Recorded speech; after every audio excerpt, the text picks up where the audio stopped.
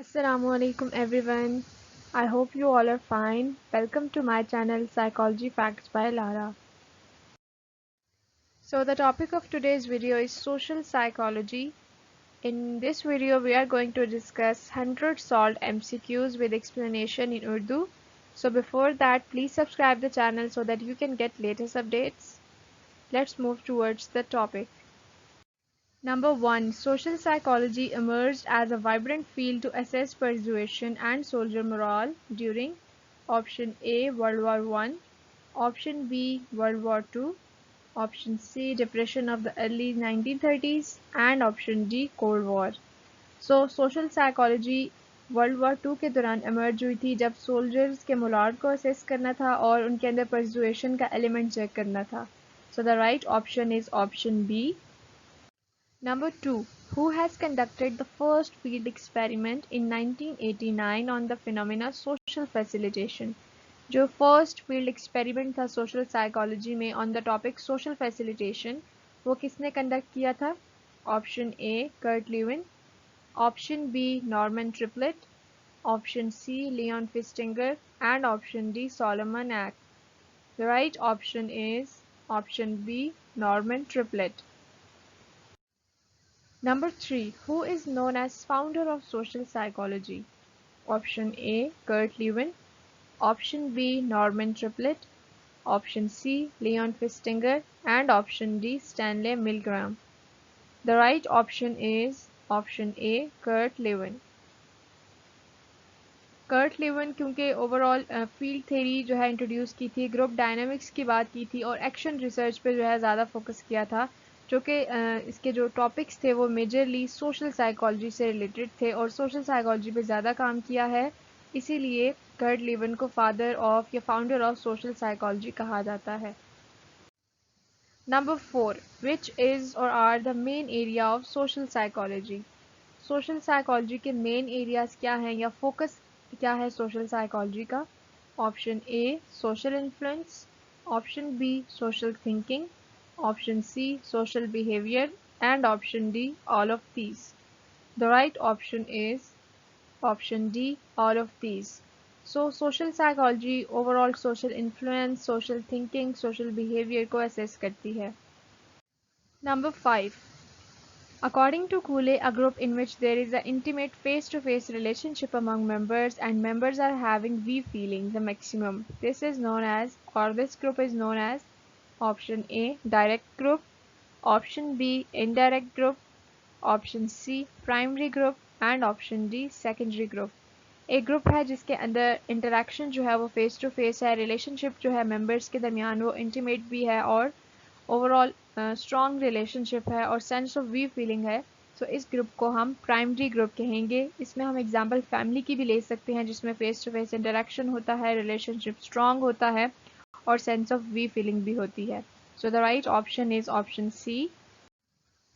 Number 6. A group consists of larger, more impersonal collections of individuals in which there is a lower level of interaction and intimacy, such as professional organization members and community service clubs, known as option A outgroup, option B informal groups, option C secondary groups and option D spontaneous groups.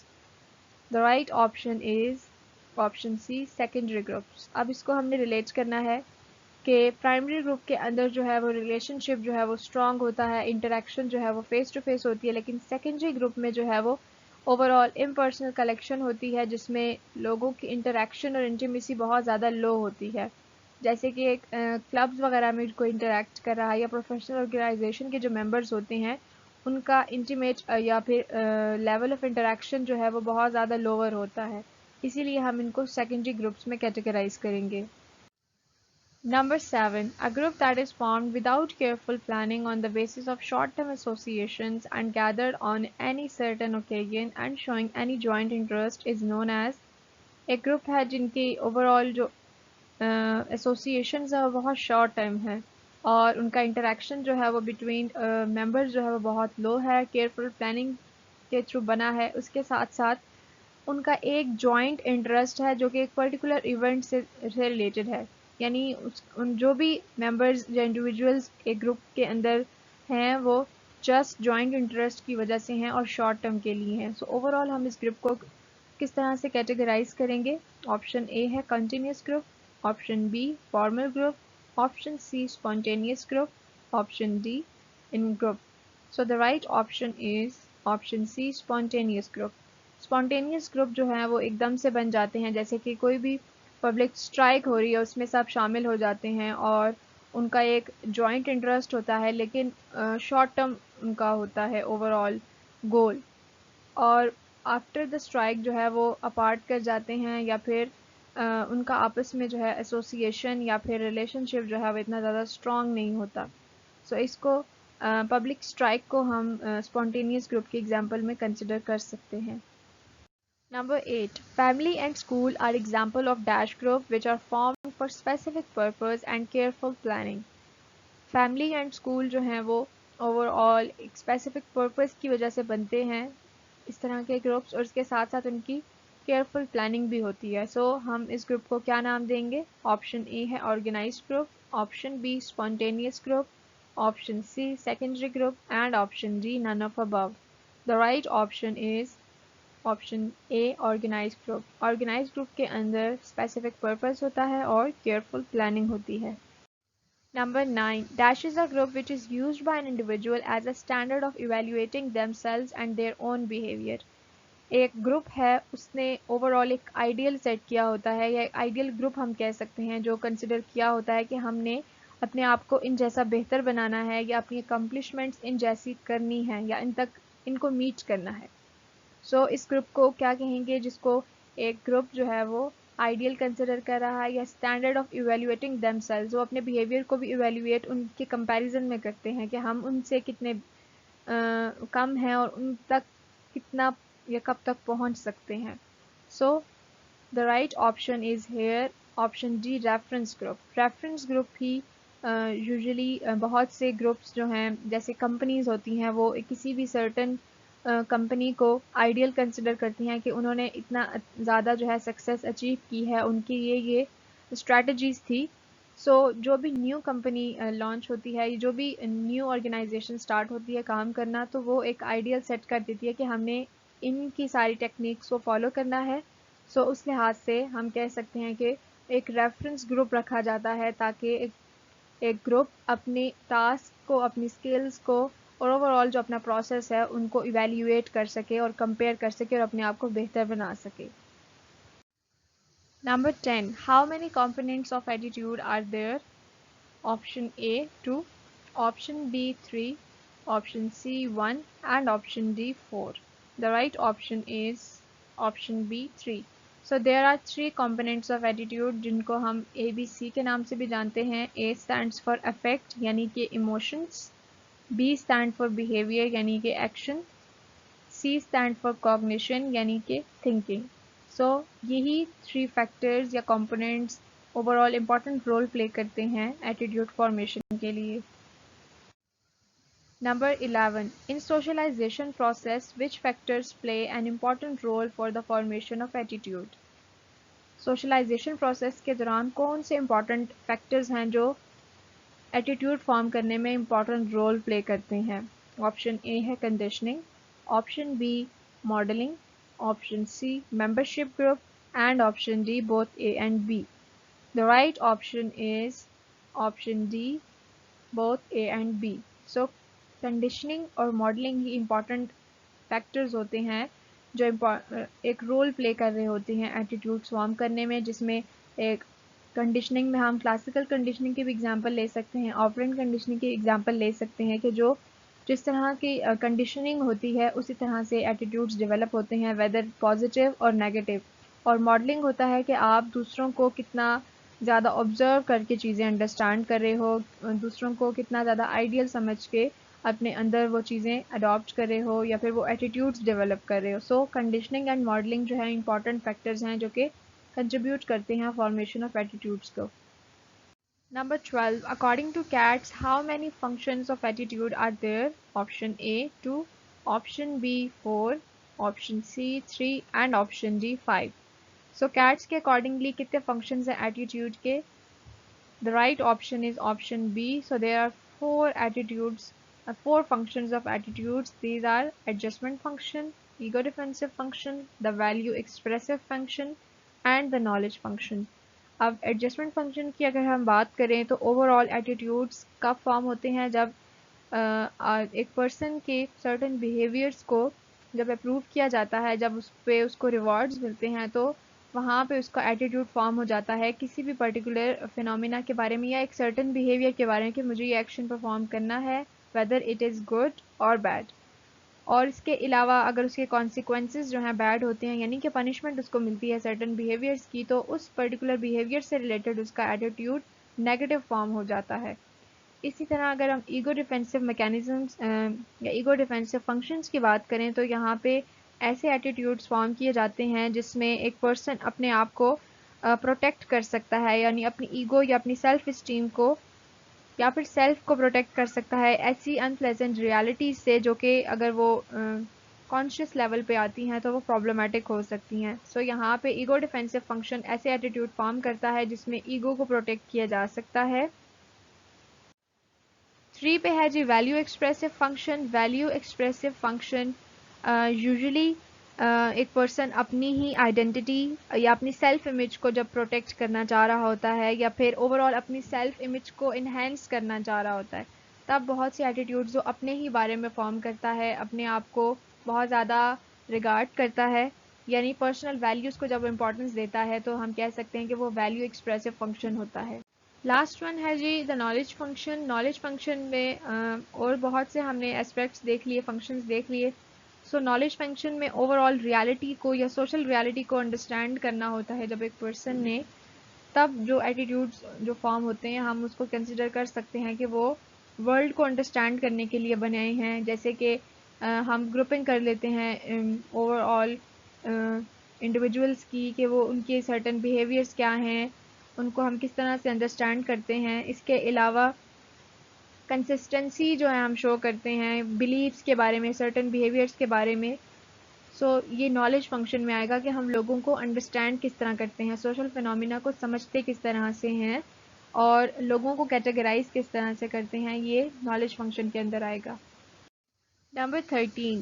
Dash devised a scale to measure attitude of people toward object and situation with the name, the method of equal appearing intervals. So option A has Stanley Milgram, option B Thurston, option C Likert and option D none of above. एक scale device किया गया था जिसका नाम था the method of equal appearing intervals, जो कि attitude को मेजर करने के लिए डिवाइस किया गया था। So who has device this scale? Thurston ने इस स्केल को डिवाइस किया था जिसको method of equal appearing intervals भी कहा जाता है। Number 14. A method of summated rating in which item analysis method was used to observe or measure attitude is given by option A Goodman, option B Likert, option C Bogardes and option D Osgood. So हमने याद रखना है कि item analysis का method जिस scale में utilise किया गया, जिसको मेथड ऑफ सुमेटेड रेटिंग भी कहा जाता है, वो लिकेट ने दिया है। सो लिकेट के अकॉर्डिंगली हम एटीट्यूड को ऑब्जर्व कर सकते हैं 5 पॉइंट स्केल में। यूजुअली लिकेट स्केल जो है वो 5 पॉइंट स्केल होता है जिसमें 1 to 5 पॉइंट्स होते हैं, यानी कि 1 स्टैंड्स फॉर स्ट्रांगली एग्री, यानी आप जो सर्टन स्टेटमेंट है उससे स्ट्रांगली एग्री करते हो। नंबर 2 पे है एग्री, नंबर 3 पे है neutral, number 4 disagree and number 5 strongly disagree. So इसमें जो मेथड होता है वो आइटम एनालिसिस का मेथड यूटिलाइज किया जाता है एटीट्यूड को असेस करने के लिए या रिजल्ट्स फाइनलाइज करने के लिए। Number 15. A technique with the name semantic differential scale used to measure attitudes was developed by, एक टेक्निक है semantic differential scale जो कि एटीट्यूड मेजरमेंट के लिए बनाएगी, वो डेवलप की थी ऑस्गुड ने।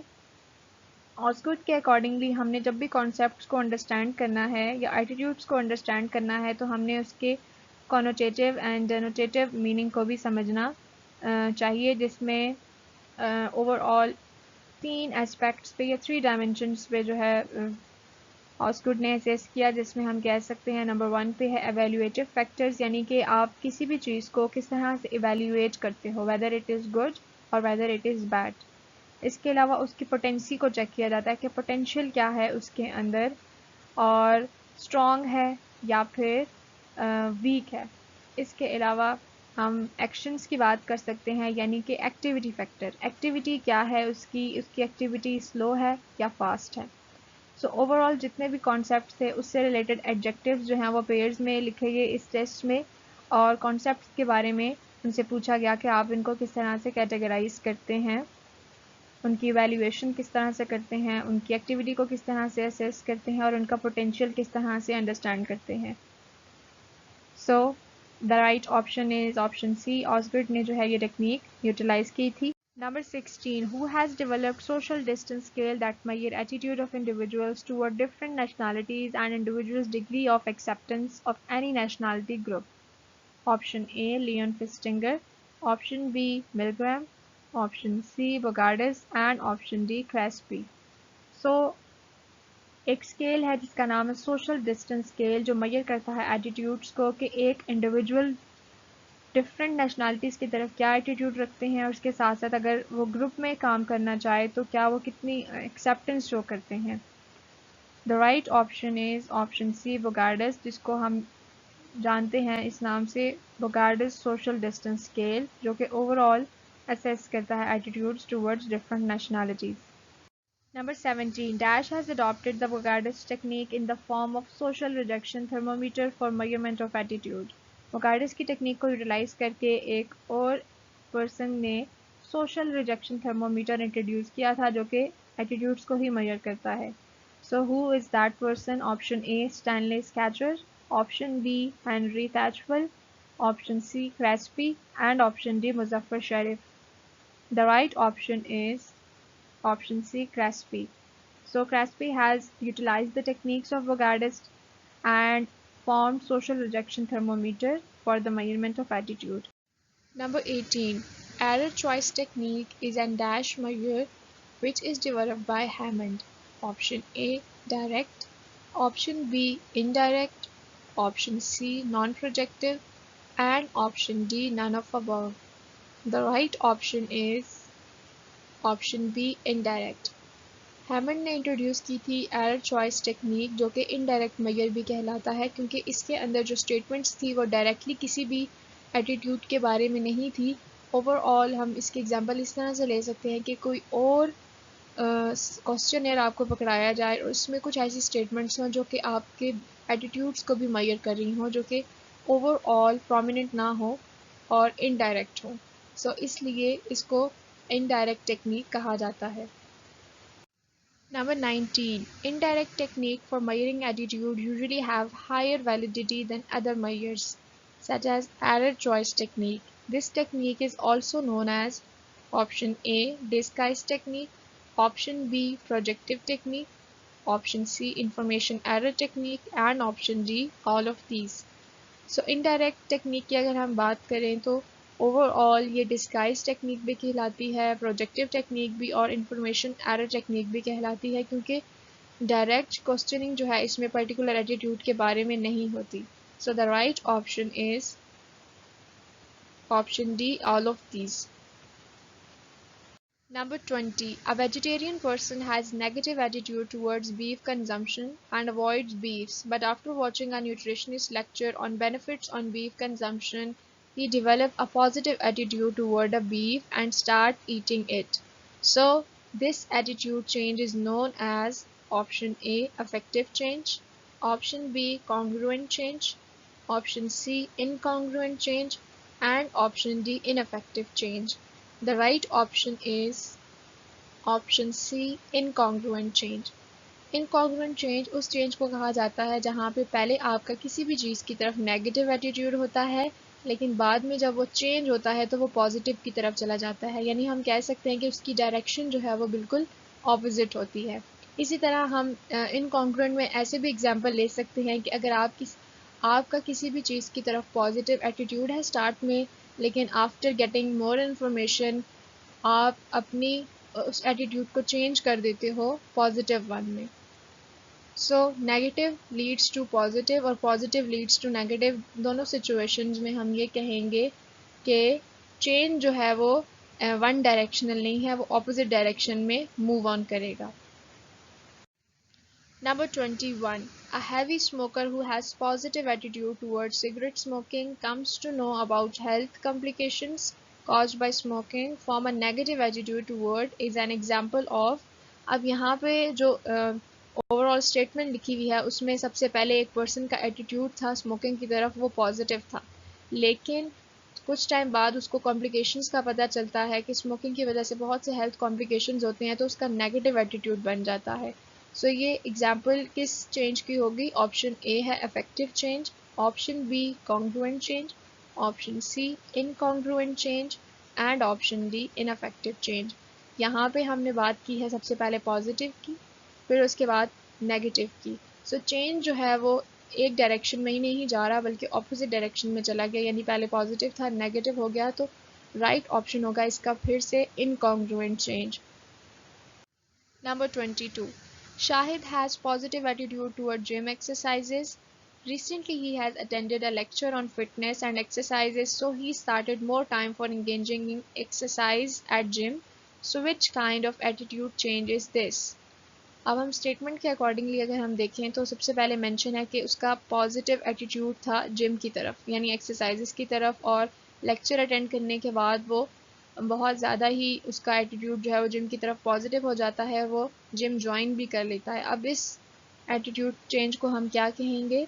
ऑप्शन ए है effective change, option B congruent change, option C incongruent change and option D ineffective change. The right option is congruent change and that is option B।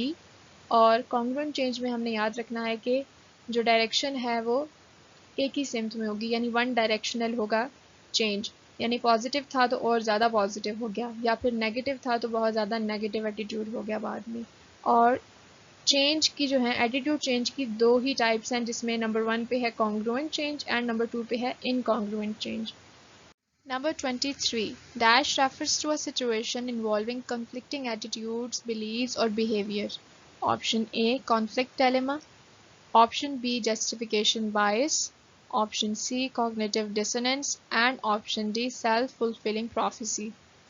So overall एक ऐसी situation है जिसमें एक individual के attitudes, beliefs या फिर emotions linked नहीं होते बिहेवियर के साथ, और ओवरऑल एक कॉन्फ्लिक्ट होता है, यानी इंसान सोच कुछ रहा होता है और उसके जो बिहेवियर यानी एक्शन जो होते हैं वो उससे डिफरेंट होते हैं। सो इस सिचुएशन को कॉग्निटिव डिसोनेंस कहते हैं।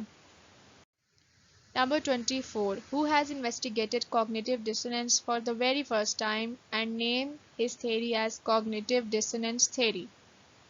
सबसे फर्स्ट टाइम पे इस कॉन्सेप्ट को किसने असेस किया और उसने एक थेरी भी इंट्रोड्यूस की जिसका नाम था cognitive dissonance theory? Option A है Stanley Milgram, option B Kurt Lewin, option C Leon Festinger and option D Muzaffar Sharif. So the right option is option C Leon Festinger. Number 25. We have inner drive to hold all our attitudes and behavior in harmony and avoid discord. This principle is known as option A cognitive dissonance, option B cognitive consistency, option C cognitive alliance and option D cognitive distortion. एक हमारी tendency है, human tendency है कि हमेशा behaviour और attitude के दरमियान एक हार्मनी और बैलेंस रखने की, ताकि ओवरऑल डिस्कॉर्ड या डिस्टॉर्शन को अवॉइड किया जाए।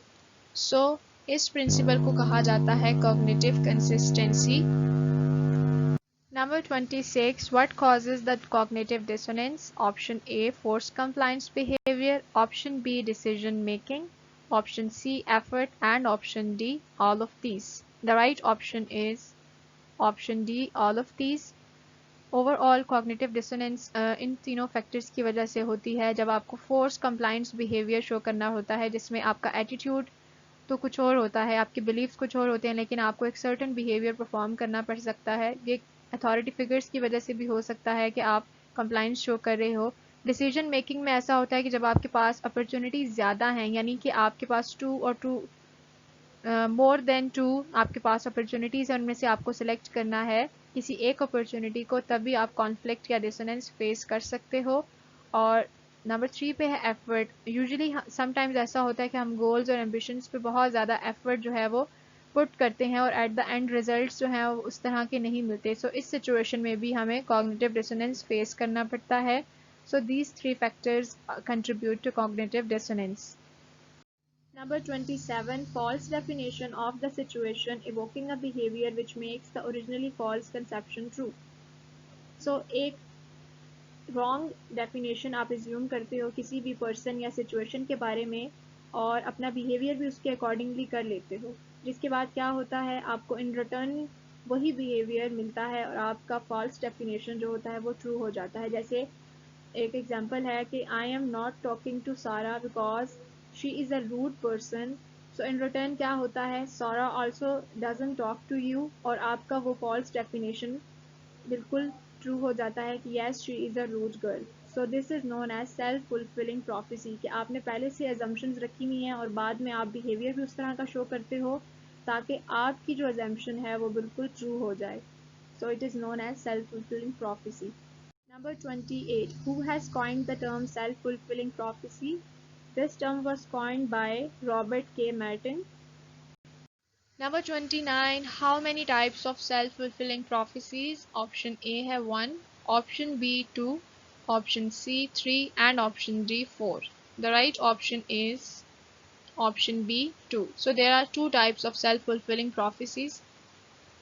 Number 1 is self-imposed prophecies and number 2 is other imposed prophecies. एक person जो खुद से assume करता है situations को और एक जब दूसरे लोग जो हैं आप पे impose करते हैं कुछ scenarios, कुछ situations जिसकी वजह से आपकी एक false जो है वो beliefs बन जाते हैं situation के बारे में।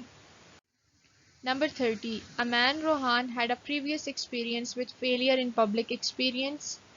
He was extremely nervous and believed he will fail again today at the event. He forgets the words, stumble over his word and fail to produce coherent message. So what kind of prophecy is this? Overall उसका एक previous experience था, एक public experience जिसमें वो situation में nervous हो गया था, लेकिन अब today उसको फिर से एक perform करना है एक public situation में, public event में। तो क्या होता है कि वो nervous हो जाता है, उसके words stumble करने लग जाते हैं और वो प्रॉपर मैसेज को कन्वे नहीं कर सकता। इसकी वजह से हम कह सकते हैं कि वो ओवरऑल फेल हो जाता है। सो इस प्रोफेसी को हम किस तरह से कैटेगराइज करेंगे? ऑप्शन ए है other imposed prophecy, option B self imposed prophecy, option C both A and B and option D none of above. And the right option is option B self imposed prophecy, क्योंकि overall उसका ही एक believe और एक assumption है अपने बारे में कि मैं इस तरह से लास्ट टाइम भी मैं अच्छे से परफॉर्म नहीं कर सका और यही थॉट्स की वजह से वो करंट सिचुएशन में भी प्रॉपर तरीके से परफॉर्म नहीं कर सकता। So it is known as self imposed prophecy. 31. Mr. Jamal is a fortune teller, tells a Rashid that he will one day become a therapist. Because Mr. Jamal has imposed this expectation on Rashid, he began to believe it. Which term best describes this scenario? Option A, other imposed prophecy. Option B, self-imposed prophecy. Option C, both A and B. And option D, none of above. So the right option is option A, other imposed prophecy, क्योंकि यहाँ पे एक another person जो है वो आप पे impose कर रहा है कि आप फ्यूचर में जाके इस तरह की प्रोफेशन ज्वाइन करोगे। सो अफेक्ट जो है यहाँ पे एक अनदर इंडिविजुअल का है, इसीलिए हम इसको अदर इम्पोज्ड प्रोफेसी कहेंगे। Number 32. Dash is a psychological phenomena in which high expectations lead to improvement in a performance of given area. दूसरों की expectations की वजह से आपकी performance जब improve करती है तो it is known as Pygmalion effect, जिसको Rosenthal effect भी कहते हैं। Number 33. Claude Steele and Joshua Aronson performed an experiment that showed that black college students performed worse in the standardized test and their white class fellows when they were reminded before taking the test. So this scenario explained which concept? Overall इस situation में comparison की बात हो रही है और सबसे पहले before the test जो black college students थे उनको remind कराया गया कि usually black students standardise test में अच्छा परफॉर्म नहीं करते और वो पहले उनको बिफोर द टेस्ट रिमाइंड कराया गया, सो इसकी वजह से उनका टेस्ट अफेक्ट हुआ और इस सिचुएशन को स्टीरियोटाइप थ्रेट कहा जाता है, जिसमें आपको पहले से ही थ्रेट कर दिया जाता है या स्टिग्मेटाइज कर दिया जाता है, जिसकी वजह से इन रियलिटी भी आपकी परफॉर्मेंस अफेक्ट हो सकती है। Number 34. When you hear a song for the very first time on YouTube and you hate it, but then after you have heard it many times and in different events, you begin to like it just because of establishment of similarity. So this phenomena is known as mere exposure effect. जब हम एक ही चीज़ के साथ familiar हो जाते हैं बार बार, तो हमारी जो लाइकलीहुड है या लाइकनेस है वो इंक्रीज़ कर जाती है उस पर्टिकुलर थिंग के साथ।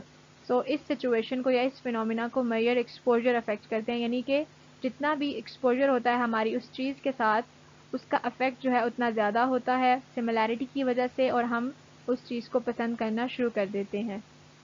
Number 35, who has coined the term mere exposure effect and reported his finding in the article with the name Attitudinal Effects of Mere Exposure in 1968.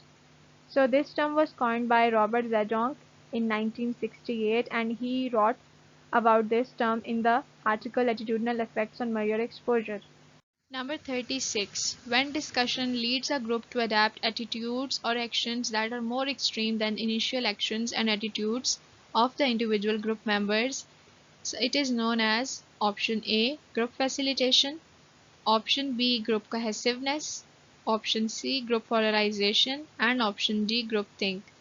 So overall एक ऐसी सिचुएशन जिसमें discussion के बाद individual members के जो attitudes हैं और जो बिहेवियर्स हैं वो बहुत ज़्यादा एक्सट्रीम हो जाते हैं, सो उसको ग्रुप पोलराइजेशन कहा जाता है, जो कि समटाइम्स जो है आपके लिए वो ओवरऑल डिसएडवांटेजेस भी होती है, आपकी एक्शंस को जो है वो बहुत ज़्यादा एक्सट्रीम कर देती है, जिसकी वजह से प्रॉब्लम्स फेस करने पड़ सकते हैं। Number 37. A phenomena that occurs when a group of individuals reaches a consensus without critical reasoning or evaluation of consequences or alternatives. एक ऐसा फिनोमिना जिसमें इंडिविजुअल्स जो हैं वो एक कंसेंसस को रीच कर जाते हैं विदाउट क्रिटिकल रीजनिंग और इवैल्यूएशन, जिसकी वजह से क्या होता है कि ओवरऑल जो डिसीजन होता है वो बहुत ज़्यादा इम्पेयर होता है, वो बहुत ज़्यादा एम्बिगुअस होता है, यानी कि इफेक्टिव नहीं होता। सो इस सिचुएशन को क्या कहेंगे? ऑप्शन ए है group facilitation, option B group cohesiveness, option C group polarisation, and option D group think. The right option is option D group think. Number 38. Who has coined the term groupthink? Option A, Robert Zajonc. Option B, Irving L. Janis. Option C, Moscovici. And option D, Zavaloni. The right option is option B, Irving L. Janis. So Irving L. Janis ने groupthink का concept जो है वो introduce किया था। Number 39. A social process in which individual performance increases as a result of real, imagined or implied presence of others. एक ऐसा process जिसमें इंडिविजुअल की परफॉर्मेंस जो है वो इंक्रीज़ कर जाती है due to presence of others, जिसमें साइकिलिस्ट की एग्जांपल ली जाती है कि उनकी परफॉर्मेंस ऑडियंस की वजह से या क्राउड की वजह से वो बहुत ज़्यादा इंक्रीज़ कर जाती है।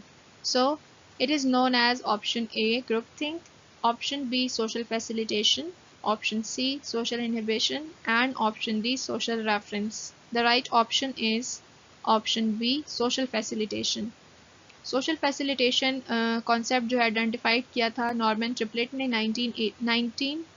1898 में, और साइकोलॉजिस्ट फ्लॉयड अल्पर्ट ने लेबल किया था इसको social facilitation in 1920s। Number 40. Dash serve as an opportunity to explain failures or misdeeds while maintain one positive self-image. एक सिचुएशन जिसमें पर्सन दूसरों को अपनी फेलियर्स और मिसडीड्स की वजह से ब्लेम करता है और रिस्पॉन्सिबिलिटी उन पर डाल देता है और अपनी पॉजिटिव सेल्फ इमेज को मेंटेन रखता है। It is known as scapegoating. Scapegoating में क्या होता है कि आप ख़ुद जो है अपने आप को बचा लेते हो किसी भी रिजेक्शन से या किसी भी प्रॉब्लम से, और अपनी सारी मिस्टेक्स और अपनी मिसडीड्स जो हैं वो दूसरों पे इम्पोज कर देते हो। इस कॉन्सेप्ट को इंट्रोड्यूस किया था गायरेड ने, जिसने रिलीजियस रिचुअल के साथ इसको रिलेट किया है, जिसमें पहले क्या होता था कि सिंस जो भी करता था, जो भी सिंफुल एक्ट्स परफॉर्म करता था, वो लेटर एंड क्या करता था, गॉड्स को सेक्रीफाइस कर देता था ताकि उसकी इस एक्टिविटी को फॉरगिव कर दिया जाए। सो गायरेड ने इसको लिंक किया है कि हम भी स्केप गोटिंग तभी करते हैं जब हम बहुत सी सिचुएशंस में अपने आप को बचा देते हैं और किसी दूसरे पे अपनी गलती का सारा ब्लेम डाल देते हैं।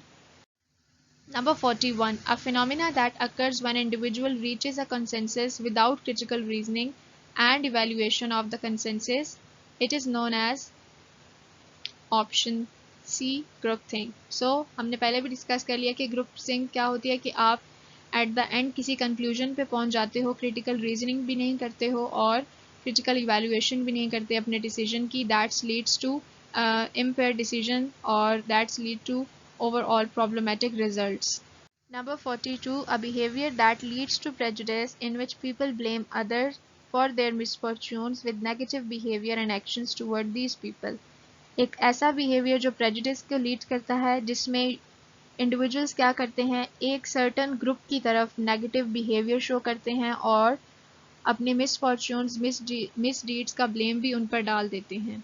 सो इसको कहते हैं स्केप गोटिंग और ये यूजुअली ब्लैक पीपल को एज अ स्केप गोटिंग यूटिलाइज किया जाता है जिसमें उनको ही ज़्यादा ही अंडर एस्टिमेट किया जाता है और उनकी तरफ नेगेटिव बिहेवियर शो किया जाता है।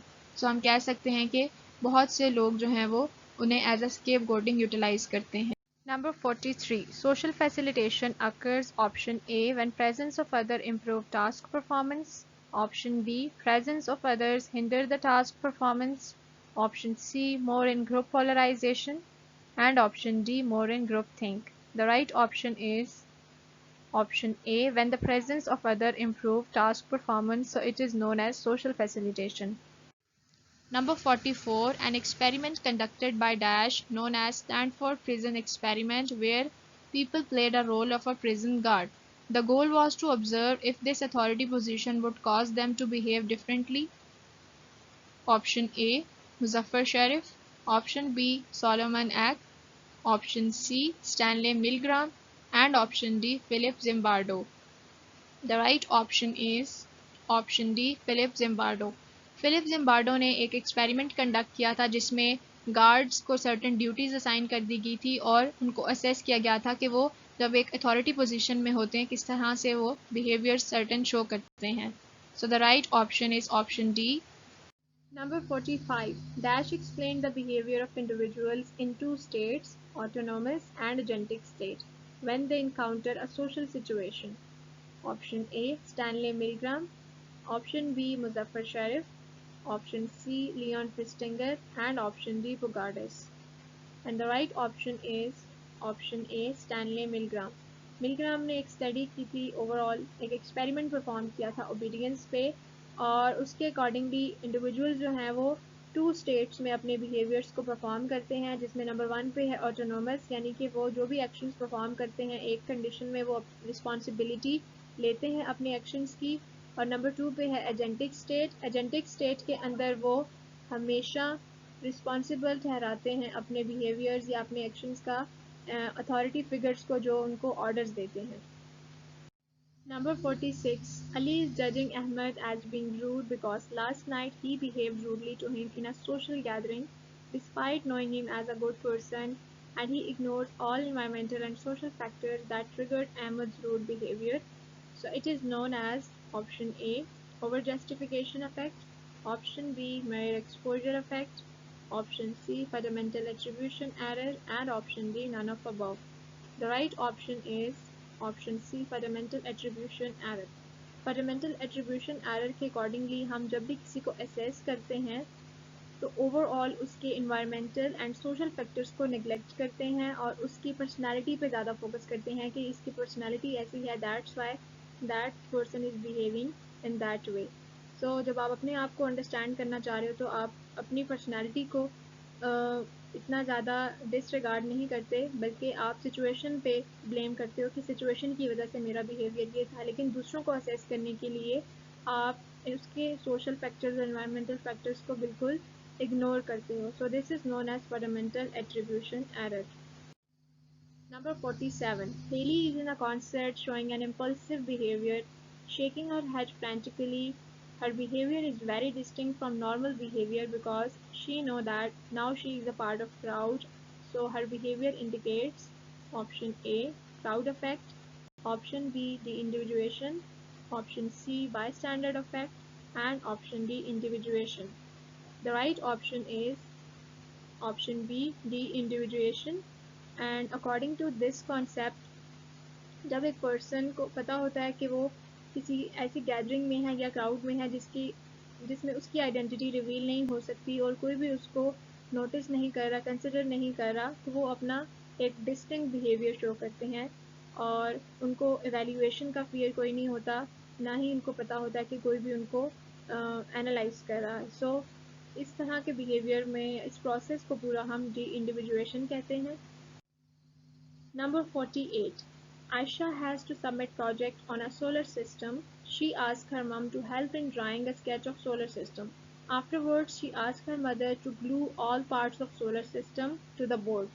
In the end, her mom ends up in constructing the entire science project with a little help of Aisha. So Aisha used which technique to get her project done?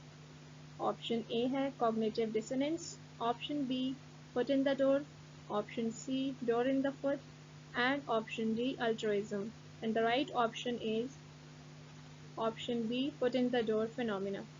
So foot in the door phenomena basically एक ऐसा process है या ऐसे compliance tactics हैं जो कि एक person utilize करता है जब दूसरे बंदे को अपनी overall रिक्वेस्ट की सबमिशन के लिए, जैसे कि यूजुअली जब हम किसी भी पर्सन को कोई भी टास्क असाइन करते हैं या कोई भी टास्क का कहते हैं तो वो एकदम से आपकी बात पे एग्री नहीं होते। So foot in the door phenomena technique में क्या होता है कि आप इनिशियली स्मॉल रिक्वेस्ट करते हो और स्टेप बाय स्टेप जो है वो उस पर्सन को एग्री कर देते हो कि पूरा टास्क कंप्लीट करने के लिए।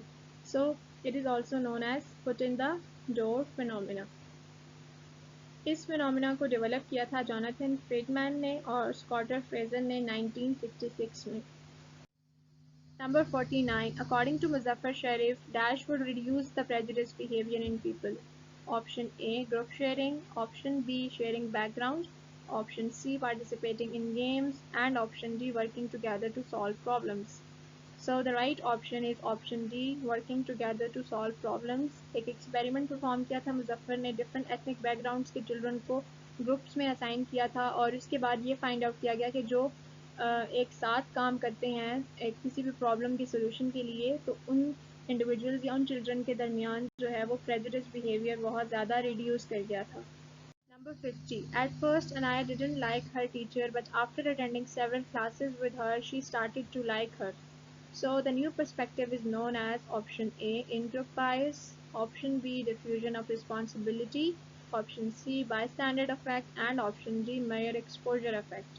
The right option is option D, mere exposure effect, और mere exposure effect accordingly जितना ज़्यादा आप किसी भी पर्सन के साथ इंटरेक्ट करते हो आप उतना ज़्यादा ही फेमिलियर हो जाते हो और आपका जो लाइकनेस है उसके लिए बढ़ जाती है। सो इस कॉन्सेप्ट को मेयर एक्सपोजर इफेक्ट कहा जाता है।